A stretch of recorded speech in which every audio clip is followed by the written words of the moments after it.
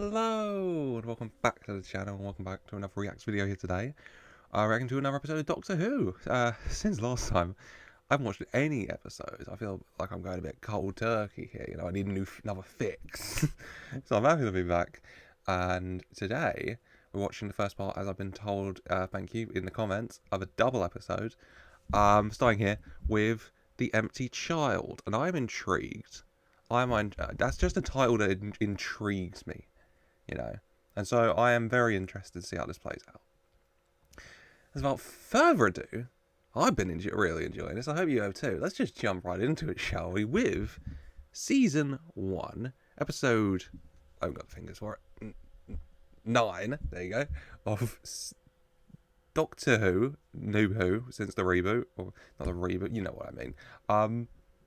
The Empty Child. What's the emergency? It's mauve. Universally recognised colour for danger. What happened to red? That's just humans. By everyone else's standards, spreads camp. Oh, the misunderstandings, rules, red alerts, all that dancing. That is strange. He's hurtling through space. You get your mauve alerts. I see that giant cylinder just hurtling through space. Yeah, but strange. Keep an eye on that, Doc. Oh god, red, not the universal sign of danger, that's just us. For everyone else, sign of dancing. No, it's jumping time tracks, getting away from us. What exactly is this thing? No idea. Then why are we chasing it? It's mauve and dangerous. Yeah, I'd say that doesn't explain it to me, but, you know, if you've been hanging around the Doctor long enough, Rose, I feel, for him to be safe, you know, he's like, why are we chasing this? And he just says, it's mauve and dangerous, and you're like, oh, it's dangerous, oh, I see why we're chasing it then, like, you're used to it at this point, right? Must have come down somewhere quite close. And it can't have been more than a few weeks ago. Maybe a month. A month? We were right behind it. There's jumping time tracks all over the place. We're bound to be a little bit out. Yeah, come on, Rose. Timey-wimey stuff's very confusing, okay? A month out, that's pretty good, honestly. As something with incredibly blurry vision watches from a distance. It feels like me, long distance, I have to wear glasses or else it gets all blurry. So I'm relating to whatever this is right now. What's the plan? You're going to do a scan for alien tech or something? Rose, it hit the middle of London with a very loud bang. I'm going to ask. I think you should do a scan for alien tech. Give me some spot. For once, would it kill you? I agree with Rose, actually. Like, come on, Doc, do some Spock. Have a bit of pizzazz about yourself, okay? Don't just, you know, walk around being all boring, asking people. Do a Spock, do a nice little scan, come on. Be exciting, Doc. Give us something. Mommy! Come on, if you come in. Won't take a minute. Mommy! Doctor, there's a kid up there! Oh, great. We've separated. The Doctor's broken into whatever this underground bar is. And Rose is chasing after Gas Mask Child Jr., which doesn't feel like the best idea. Personally, if I, you know, am in a dark alley and I start hearing a kid shouting, "Mommy," I personally do enter the nearest building, like the Doc said. But I guess we could see the child and then go up to it, Rose. The Doctor's really rubbing off on you with these bad ideas, huh? Excuse me. Hello. Might seem like a stupid question, but has anything fallen from the sky recently? Fair enough to laugh. What reaction do you want? You've just enjoyed this beautiful, you know, little sing-song from this woman, and then this guy walks up, leather jacket. Hello. Ask you if something's fallen from the sky recently. It sounds like the start of a stand-up routine, you know? Mummy! Okay, hang on, don't move!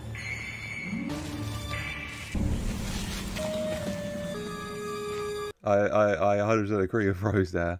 You know, I don't agree with climbing up to get him, but as this mysterious, random, very helpful rope falls down, she grabbed it and then she just stared at it like, that's weird. you think you'd be used to the weird part, but random helpful ropes caught her off guard for a moment. There's this thing that I need to find. Would have fallen from the sky a couple of days ago. Would have landed quite near here with a very loud... Down to the shelter. Bang. Oh, Doctor. Yeah, Doctor realising the time period we're in, World War II, and realising that he's just walked in this room and asked if anything has fallen from the sky, maybe with a very large bang. In the middle of World War II. That was never going to get you anywhere, Doc, was it? Balloon!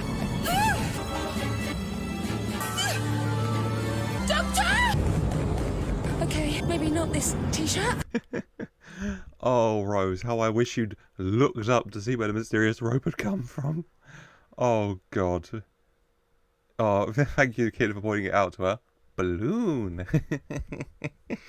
Oh, so you learn about this child. You learn a second word, and, you know, we have to be proud of the development there. As Rose gets taken away. Not for me. I hate heights. So no, thank you.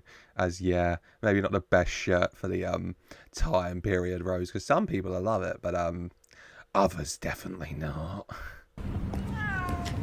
You know, one day I'm going to meet somebody who gets the whole don't wander off thing. 900 years of phone box travel, it's the only thing left. The Doctor, like me, for real, for real. He was looking around, you know, a bit concerned, looking for Rose, sees a cat, immediately gets distracted. Like, oh, Rose can wait. Look at you. You're so will guy. You're lovely guy. It's relatable. How can you be ringing? What am I supposed to do with a ringing phone? Don't answer it. It's not for you. How do you know that? Because I do. And I'm telling you, don't answer it. How can it be ringing? It's not connected. It's not... Oh, that's mysterious. First of all, the fake phone attached to the phone box, because that's when they had phones on there, you know. Starts ringing when it's not even connected or anything, so how is it ringing? And then this random strange woman just appears and tells you not to answer it because it's not for you. And then she just disappears equally quickly. Oh, this is very spooky. There's a lot going on here. World War II is a tough enough setting. Well, this extra spookiness on top. Hello? This is the Doctor speaking. How may I help you? Are you my mummy? Who is this? Mummy! How did you ring here? This isn't a real phone. It's not wired up to anything. It's... Adding the it's dialing the creepy to 11. First of all, of course, the Doctor just ignoring that random woman appeared, you know, just a voice inside his head, he assumes, who said not to answer, immediately answers. As that damn child who can only say mummy and balloon on the once, but mainly just mummy. And Doctor, I'm very confused of how this child has rang this phone, because it's not a phone. Oh, God. A phone that's not a phone, just a prop phone starts ringing randomly, you pick it up, and the only voice is a little child's voice saying, "Are you my mummy? Mummy?" No thanks, that is the start of a horror movie if I've ever seen one. To the shelter. Move, feet. Did you hear the siren? Middle of dinner every night. Blooming Germans, don't they eat? Doctor's interest very much peaked now. He was just enjoying the show of Heather Trott getting her family into the air raid shelter. Her husband complaining, and you know, he's trying to eat his dinner, yeah? Shout out Heather. You know, EastEnders fans rise up here. It's really good at the moment, isn't it? And then this mysterious woman appears from the bushes again and sneaks into their house. And the Doctor's interest very much peaked in this. He has forgotten about Rose for the moment. There's something afoot. He can sense it. Going down to the shelter? It is. Excellent bottom. So, man, there's a time and a place. Sorry, old man. I gotta go meet a girl, but you got an excellent bottom, too. Oh, God, this guy seems charming. That damn smile. The second he turned and he threw that smile, I'm here like, oh, this guy feels dangerous. Oh, a bit too focused, you know. Do you want to get out to the air raid shelter? No, it's okay. I'm enjoying the view. Just looking at Rose, you know, hanging for her life there. You know, excellent bottom. And this guy, he's a bit blurry, but he seems to have a nice bottom too.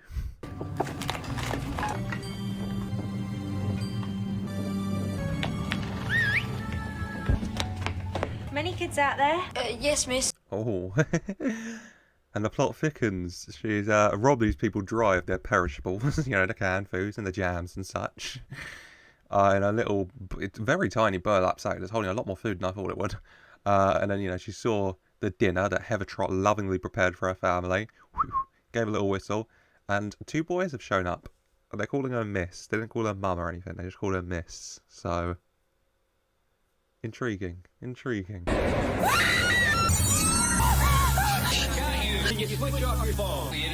know, no one ever believed that. Thank you. Oh, yeah, that's a real load off, that is. Oh, fair enough, Rose, going through it. Not your most pressing concern, you know. This guy trying to not have his instrument interfered with, you know, with his giant traction bean. Traction bean? Whatever. I mean, it stops you falling to your death, so hey ho, here we go. We'll call that a win, I think. I've got you. The tractor beam, it can scramble your head just a little. Hello. Hello? Hello. Are you all right? Fine. Rose, very relatable there. Very relatable. Tractor beam, just like I said. Comes through. That did look very fun. I give it to her and him. Right into this guy's arms to catch her so she doesn't fall around on the floor. And she seemed very happy. I mean, she didn't die, and then she fell into the arms of this very handsome man. So, I mean, we call that a double dub here. That is, you just need a 3, and that's World War III. So, let's keep it at a double dub here.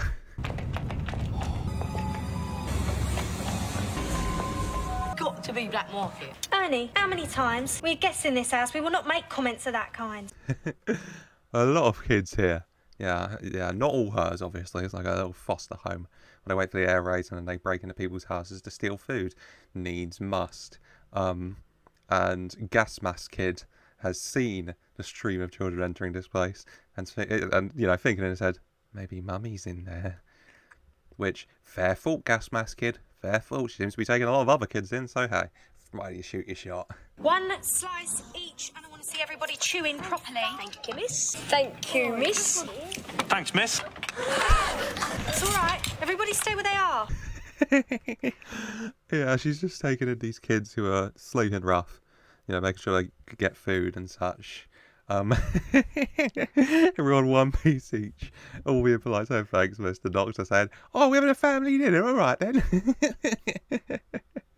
Obviously they're concerned because this random other adults just showed up in this home they've broken into and are stealing the dinner from. So, fair enough that they're concerned. She's not. She's seen him already, but... Oh, Doctor. He loves a dramatic entrance, doesn't he? Should have been evacuated to the country by now. I was. Why'd you come back? There was a man there. Same with Ernie. Bet on the streets anyway. Nancy always gets the best food. So that's what you do, is it, Nancy? Something wrong with that? Wrong with it? It's brilliant. I can see a musical of it, He's giving vibes, hints of Oliver perhaps in there. Oh, yeah, Doctor confused because, why are these kids here? But hey, you've got a strategy, Nancy, and it's working well. Very impressed of you. What do you want? I want to know how a phone that isn't a phone gets a phone call. I did you a favour. Great, thanks. And I want to find a blonde in a Union Jack. I mean a specific one. I didn't just wake up this morning with a craving. Doctor on his most charming behaviour, and it's working for these kids, okay? Oh, and also, yeah, very fair question for Nancy, because she's doing this, and then as a side hustle, she just finds you in an alleyway and tells you not to answer the phone that shouldn't be ringing because it's not for you. You answered it anyway. Let's not mention that part, I suppose, but still. What have I done wrong? You took 2 slices. Anything else before you leave? Yeah, there is actually. Something I've been looking for would have fallen from the sky. Something like this. 10 out of 10 chance kills, Doctor. He just drew a cylinder. I mean, that's all it was, really. So, fair enough. She looked concerned. It's definitely fallen somewhere here. Which, trouble.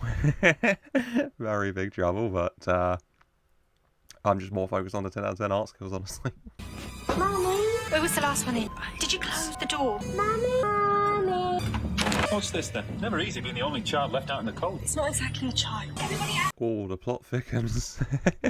Yeah, not what you want. You're enjoying your nice family dinner. You start hearing a voice saying, Mommy. You pull back the curtain and kid's just there in his gas mask staring in.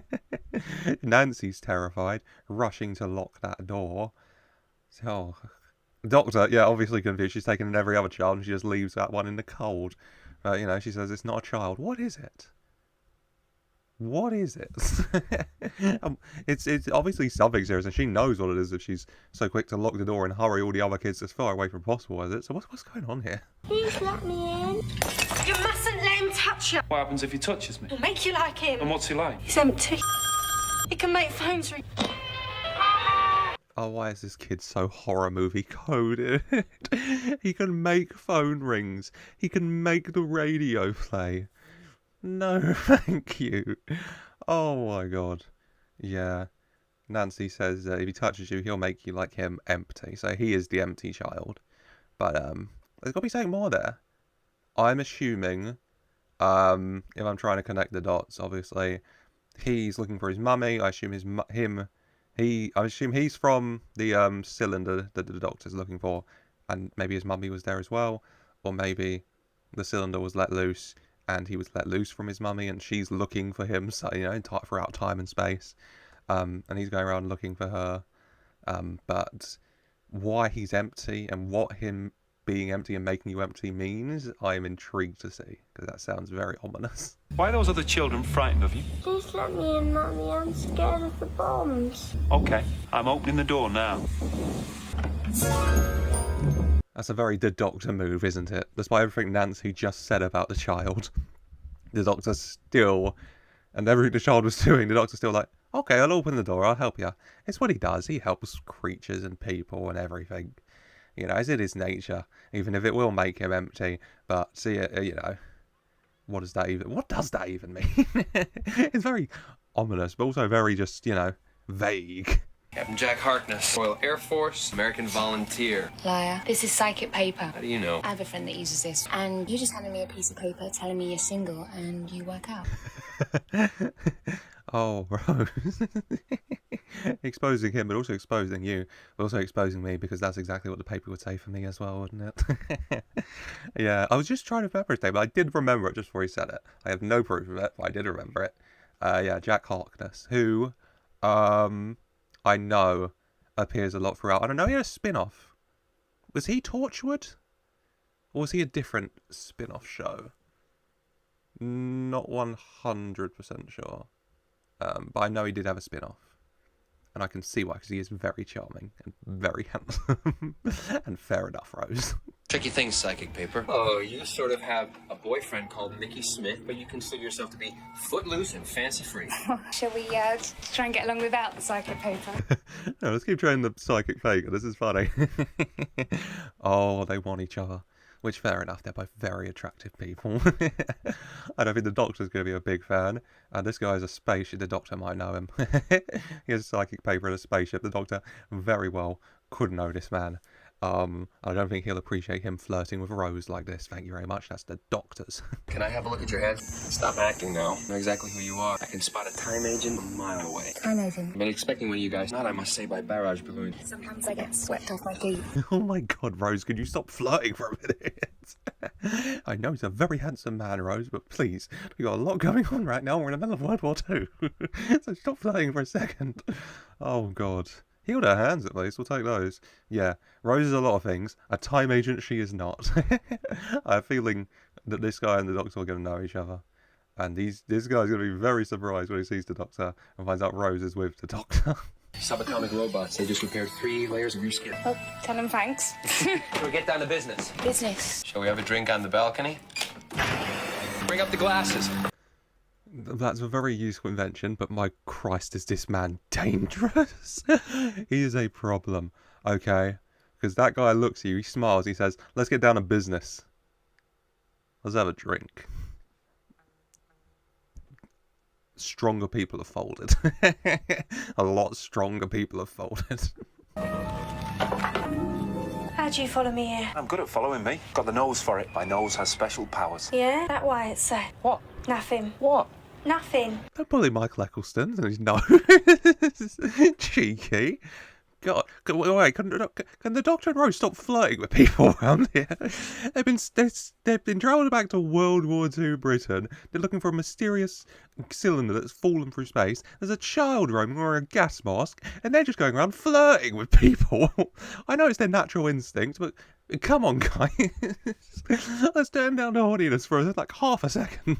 Something chasing you and the other kids. Looks like a boy and it isn't. You know what I'm talking about. A bomb that wasn't a bomb. Take me there. You sure you want to know? And there's someone you need to talk to. Then who might that be? The Doctor. Very ominous. Oh, God. Oh, curious. The Doctor. I mean, many other options. It could be another Doctor. They goes at the same time. They get stuck in the same time period a lot, I assume. It could be just an actual Doctor this time who goes by the Doctor. There are different options that aren't all necessarily. It's another Michael Eccleston, as fun as that'll be. But yeah, he's got to go there. find out whatever it is. Figure out this child. Figure out what that cylinder was this whole time. Figure it all out. Are you authorized to negotiate with me? What would we be negotiating? I have something for the time agency. I should talk to my companion. I should really be getting back to him. Him? Do you have the time? Jack's out a bit jealous at companion and him. Oh, wanting to sell something to the time agency. What are you looking to sell, Jack? What are you doing here? In disguise, in this situation, in this time. And also Rose asking for the time when she's right next to Big Ben. It feels very Rose. She is, she's not thinking straight right now. She's a bit distracted and fair. When you say your companion, just how disappointed should I be? We're standing in midair during a German air raid. Do you really think now's a good time to be coming on to me? Perhaps not. Well, it was just a suggestion.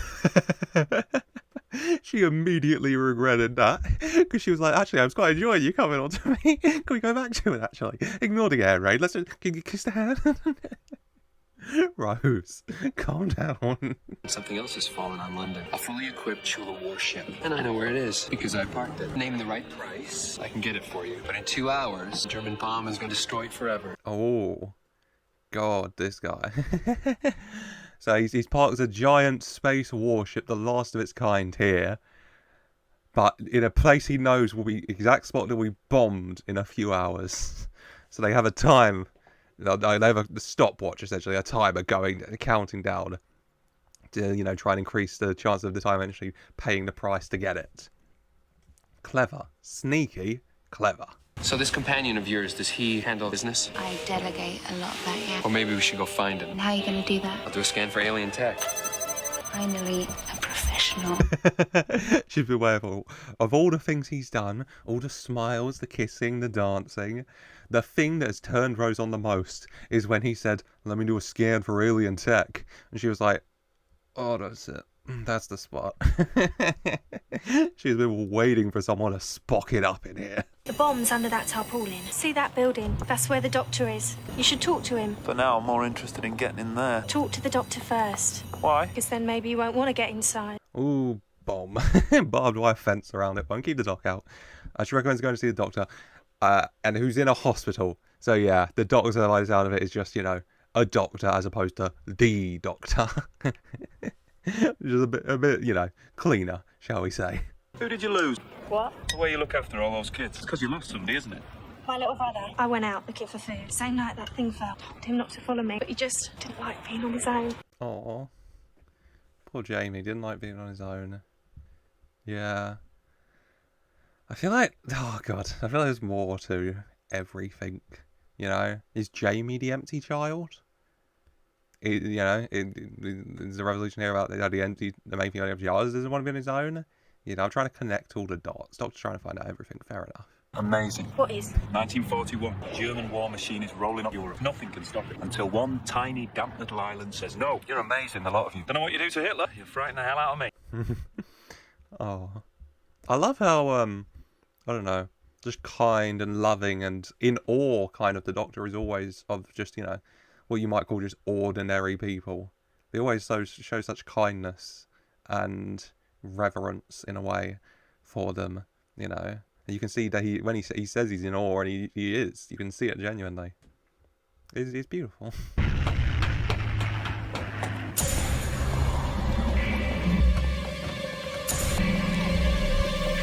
Oh God. This empty child is still following that woman. Oh, he really thinks she's his mummy. He just doesn't want to be alone, okay? Okay, I still don't know what's going on with him, and he's still very horror movie coded. So if we could just, just even take off the gas mask, maybe that'll help.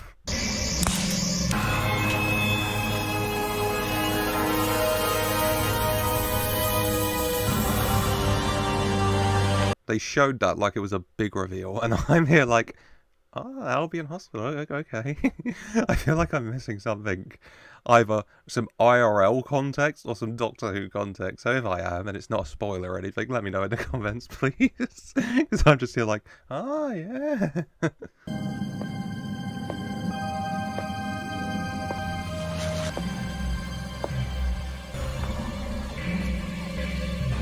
No, thank you. A room full of sleeping people, sleeping motionless, wearing gas masks. No, thanks. No, thank you. I've seen enough horror movies. Just you with the Doctor, they just walk right out of there. Are you the doctor? Dr. Constantine, and you are? Nancy sent me. That means you must have been asking about the bomb. What do you know? Only what it's done. These people, they were all caught. None of them were. Wasn't that funny, mate? I'm sorry. You want to take a sit down, Dr. Constantine, please? A curious statement from him. Doctor said they're all wearing, why they're wearing gas masks, and he said they're not. When they clearly are. So that's curious. Doctor trying to find more information on this. It's not a bomb. Whatever this is. I'm very sick. Dying, I should think. I just haven't found the time. Examined any of them. Don't touch the flesh. Massive head trauma on the left side, partial collapse of the chest. Right, scarring on the back of the hand, and the gas mask fused to the flesh. Oh, very curious there. So I was giving a little examine. Head trauma mainly to the left side. Collapsed chest mainly to the right side. But the most important, strange part is the gas masks just kind of fused to the face. No burn marks, no surgery marks or anything. It's just the part of their face. So, yeah, that still there was not a bomb. That was a ship of some kind. You know, it's like Nancy and her kids. This is some alien gas mask mum's kids who, you know, got a little off course, shall we say. They've all got the same injuries. Yes. Right down to the scar on the back of the hand. In that backdrop, there was just one victim. Dead. At first, every doctor and nurse who had touched him had those exact same injuries. Oh, how curious. Just kind of spreading the injuries being your face turning into a gas mask, which is such a specific injury.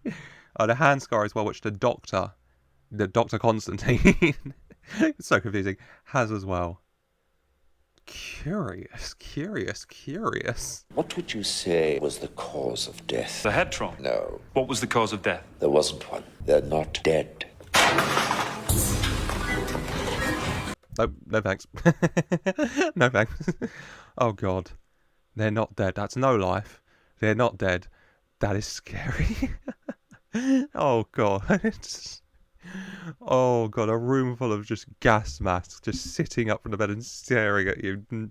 Real no thank you. I preferred them when they were laying down to sleep earlier. I take what I said back about walking right out. I'll stay in that room, please. Listen to me. Top floor, room 802. That's where they took the first victim. And you must find Nancy again. It was her brother. She knows more than she's saying. Oh yeah, Nancy had to play a bigger part. Oh, they have the first victim, her brother, up there. Curious. He's got to get Nancy. He's got to go up there. She's not going to want her, but she definitely knows more than she's saying. Something's hip hop happening there. Doctor's not doing well. He's got a touch to one of them at some point, hasn't he? He's got the scar on the back of his hand. He's slowly turning into the gas mask. Oh, poor Doc. What a nice man. Me.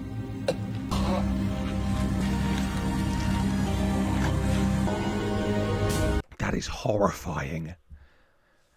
Oh my God, the gas mask respirator thing just coming out of his mouth and taking over his body. That is horrifying. Jesus. I say a lot of things about, you know, the effects being dated. That looked solid still. And that looked terrifying and very unnerving. Oh God. Oh, and of course, you know, as he changes, you know, only having one word now, mummy. And around, you know, are you my mummy? Is mummy there? Oh, it's also mummy related. Hello? Good evening. I've been hearing all about you on the way over. I have to tell him about us being time agents. And it's a real pleasure to meet you, Mr. Spock.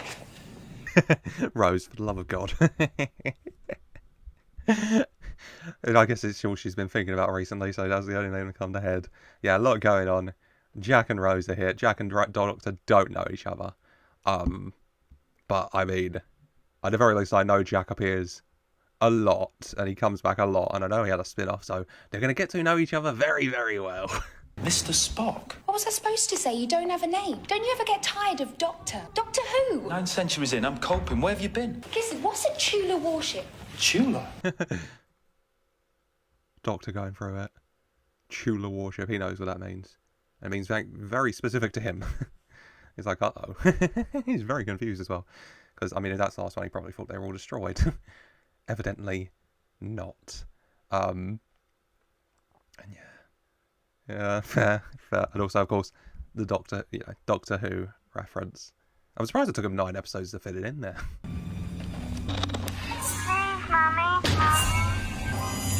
Mommy. Oh god, come back for the food. Didn't lock the door though. I guess didn't anticipate the child following you. Thank god he just leaves a little signal and let you know he's coming in with the radio. I know it's the only hiding place under the table, but like under the table is very like child's height, you know. So maybe not the best hiding place overall. What kind of Tula ship? Said it was a warship. What kind? It's got nothing to do with this. This started at the bomb site. It's got everything to do with it. What kind of warship? An ambulance. I threw it at you. It's empty. Oh, for Christ's sake, Jack. Started all this through is a ambulance. Which curious, you know. Made sure it had no one inside, but well, you know, ambulances carry sick people, so it could have brought something with it that you don't want. Like we can barely deal with the cold sometimes in this on this planet, so we don't want anything from a Chulo ambulance. Thanks. What is happening here, Doctor? Human DNA is being rewritten by an idiot. Some kind of virus converting human beings into these things. But why? What's the point? I agree with the doc. What is the point? I'm very curious. Human DNA being rerun by an idiot. Didn't have to insult the person, but I mean, what's the point? So I'll insult him until he tells me.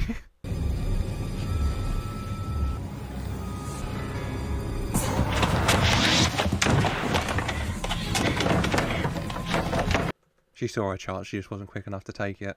It's not her fault. This guy has telekinesis. This child has a sick skill set. Control the radio, telekinesis. It can make people empty with a touch and turn them into gas masks.